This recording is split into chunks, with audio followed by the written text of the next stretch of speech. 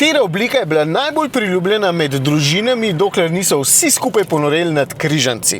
Karavan, jasno. In jaz še vedno prisegam na to obliko, ker mi ni toliko pomembno, kako avtomobil izgleda, ampak se bolj zanimam za to, kako se pelje. Saj veste, če ima avto nižje težišče, se manj nagiba in je lahko bolj udoben, bolje se pelje v ovinkih, pa še manj porabi, ker ni toliko visok. Pa kljub vsemu naštetemu tudi karavani počasi izginjajo iz ponudbe, ampak jih je vseeno nekaj, ki vztrajajo. Eden najbolj zanimivih, ki sem jih vozil zadnje čase, je pa električni MG5 EV.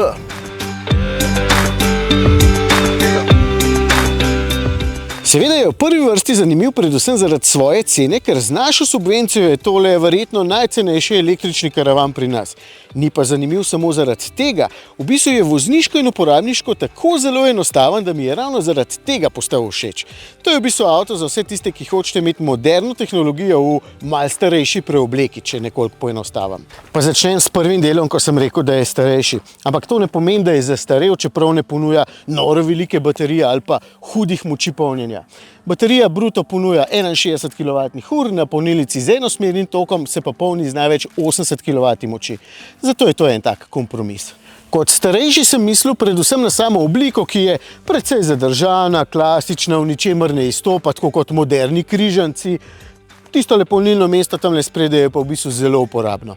Ima pa avto seveda tudi vrata, luči in kolesa. Če sem bolj natančen, ima 5 vrat, zato je dostop do prtljažnika ali pa za potnike povsem enostaven.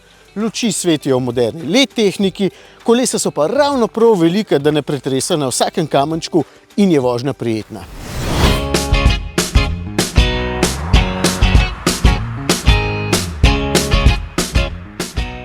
Presenečen sem tudi nad občutkom na volanu, ker že dolgo ni bil tako, sploh ne najdem prave besede, kot je bil včasih.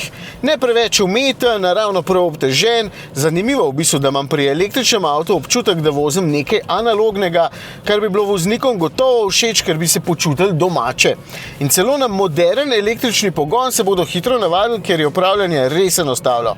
Za prestavljanje je na voljo tale vrtljiv gumb, za regeneracijo pa tale gumb KERS. Oja, kot v Formuli 1, samo da pojemki tukaj niso toliko hudi, ker niti v najvišji stopnji v bistvu ne morete voziti samo z enim pedalom. Vse pa da lepo in nežno voziti, če znate predvidevati. Še ena dobra lastnost je, da če želite seveda, sistem za nadzor voznega pasu lahko ostane izklopljen, če ne marate, da vam nekaj non-stop popravlja volan. Pa tudi ostale stvari lahko hitro najdete pod MG Pilot, tudi aktivni tempomat ima, poleg ostale bogate opreme, sploh na njegov cenovni rang.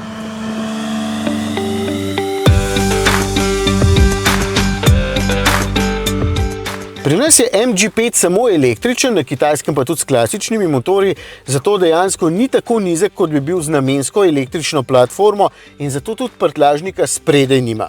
Ima pa kljub temu dovolj velik in zelo uporaben prtljažnik zadaj, ki mu pa baterija ni odškrtnila prostora. 476 litrov ima oziroma 1367, če podrem naslonjala. V bistvu škoda, da se ne zloži v ravno dno, ker bi bil potem še bolj uporaben. Sicer je pa avto dolg 4,6 metra, to sem pozabil prej povedati, da boste sploh vedeli, če gre v vašo garažo. Najboljše stvari pa niti omenil še nisem. In je tudi ne bom, sem jo prišparal za naslednjo oddajo.